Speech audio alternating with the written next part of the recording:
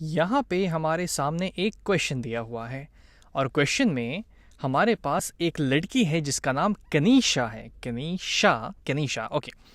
तो Kanisha is asked to subtract 7b² - 5b + 1 from 2b² + 3b + 11। बचपन में मुझे ये बड़ा कन्फ्यूजन होता था कि मुझे किस में से किसको घटाना है, लेकिन यहाँ पे क्लियरली दिया हुआ है कि मुझे इसमें से इसको घटाना है, यानी 2b² + 3b + 11 में से हमें 7b² - 5b + 1 को सब्ट्रैक्ट करना है। Her work is shown below. अब उसने ये काम किया है तो यहाँ हमसे पूछा गया है कि at which step did Kanisha make an error, कि कनीशा ने किस स्टेप में गलती की है वो हमें पता करना है। तो चलिए पहले तो ध्यान से देखते हैं कि उसने किया क्या है। तो ये तो ठीक है भाई कि subtract 7b² - 5b + 1 from 2b² + 3b + 11। अक्सर हम लोग जब क्वेश्चन से आंसर लिखते हैं तो हम प्लस की जगह माइनस या फिर b² की जगह b ऐसा कुछ कर देते हैं, तो वो गलती तो इसने नहीं की है। तो चलिए ये स्टेप तो सही है। अब आते हैं हमारे पहले स्टेप पे। तो पहला स्टेप था कि हमने ये जो इंग्लिश में जो यहाँ पे लिखा हुआ है उसको उसने मैथ की भाषा में लिख दिया और ये उसने सही किया है। अब बढ़ते हैं सेकंड स्टेप की तरफ। तो सेकंड स्टेप में क्या करना चाहिए उसको, यहाँ पे ये माइनस है और ये पूरा इस वाले एक्सप्रेशन पे डिस्ट्रीब्यूटेड है, यानी कि अगर मुझे यहाँ से ये ब्रैकेट हटाना पड़ेगा तो मुझे इस माइनस को तीनों टर्म पे डिस्ट्रीब्यूट करना पड़ेगा, इन तीनों टर्म्स पे। तो चलिए देखते हैं कि कनीशा ने ये काम किया है या नहीं किया है। तो 2b² + 3b + 11 ये तो सही आ गया, यहाँ पे कोई दिक्कत नहीं है। अगर मैं माइनस को 7b² पे डिस्ट्रीब्यूट करूंगा तो मेरे पास आ जाएगा -7b², बिल्कुल सही। माइनस को अगर मैं -5b पे डिस्ट्रीब्यूट करूंगा तो मेरे पास हो जाएगा -5b, यानी कि +5b। लेकिन यहाँ तो उसने गड़बड़ कर दी, उसने तो -5b ही लिख दिया है। यानी कि उसने क्या गलती कर दी कि सिर्फ उसने इस माइनस को पहले वाले टर्म पे ही डिस्ट्रीब्यूट कर दिया, दूसरे वाले पे नहीं किया। ये तो गड़बड़ हो गई। अब देखते हैं उसने माइनस को तीसरे वाले टर्म पे डिस्ट्रीब्यूट किया है या नहीं। तो माइनस को अगर मैं +1 पे डिस्ट्रीब्यूट करूँ तो हो जाएगा -1, लेकिन यहाँ पे तो ये भी गड़बड़ हो गया। यहाँ तो उसने +1 जो का त्यों छोड़ दिया, जबकि यहाँ पे -1 होना चाहिए। तो चलिए हम यहाँ पे सही वाली चीज़ लिख लेते हैं।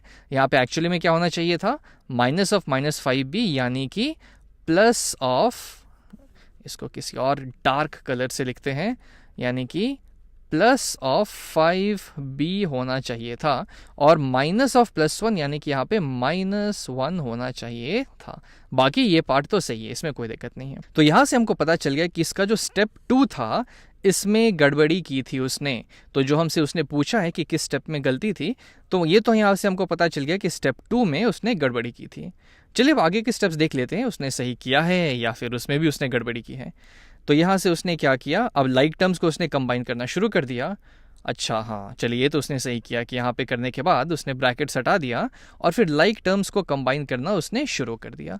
तो 2b² यहाँ पे मुझे दिख रहा है, 2b², यहाँ पे है 2b² और यहाँ पे -7b²। तो उसने दोनों का कोफिशिएंट उठाया, 2 - 7 करके b² यहाँ पे मल्टीप्लाई कर दिया। तो चलिए ये तो सही बात है कि मेरे पास अगर 2b² है और उसमें से मुझे 7b² घटाना है तो मेरे पास 2 - 7b² हो जाएगा, जिसकी वैल्यू -5b² आ जाएगी। अब आते हैं अगले टर्म पे। तो यहाँ पे इसने 3 - 5b किया है, यानी कि इसने b वाले टर्म्स को कंबाइन किया है। अब b वाले टर्म्स क्या क्या है हमारे पास, तो यहाँ पे है 3b और यहाँ पे हमारे पास -5b जो कि +5b होना चाहिए, लेकिन उसने तो इसी को सही माना था, तो इसलिए शायद उसने यहाँ पे 3 - 5b किया है, क्योंकि यहाँ पे तो उसने गलती कर दी। और आपको पता ही है कि अगर एक स्टेप में मैथ में हम गलती करें तब वो गलती आगे कैरी होते जाती है। लेकिन उसके अकॉर्डिंग तो ये सही था, उसने मेन गलती तो यहीं पे की थी और वही उसने फिर यहाँ पे सही तरीके से फॉलो कर लिया। तो ये हो जाएगा 3b - 5b उसके अकॉर्डिंग, जबकि यहाँ पे क्या होना चाहिए था, 3 + 5 टाइम्स b, ये सही में होना चाहिए था।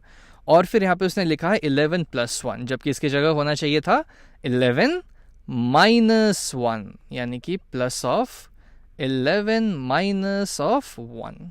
तो इसका आंसर तो इसके अकॉर्डिंग सही आया कि इसने जो मान के किया, जो कि हमें पता है कि गलत है, लेकिन उसने जो किया उसके अकॉर्डिंग उसने सही आंसर निकाल दिया। 3 - 5 - 2 हो गया और 11 + 1 12 हो गया। लेकिन एक्चुअली में सही आंसर क्या आना चाहिए था, चलिए वो हम लिख लेते हैं। तो एक्चुअल में आंसर होना चाहिए था ये तो पार्ट उसका सही है, तो इसको तो हम ऐसे का वैसे लिख लेंगे -5b²। अब यहाँ से ये वाला पार्ट हमारा सही है, तो 3 + 5b हो जाएगा 8b, और 11 - 1 हो जाएगा +10। तो ये हमारा एक्चुअल आंसर हो जाएगा।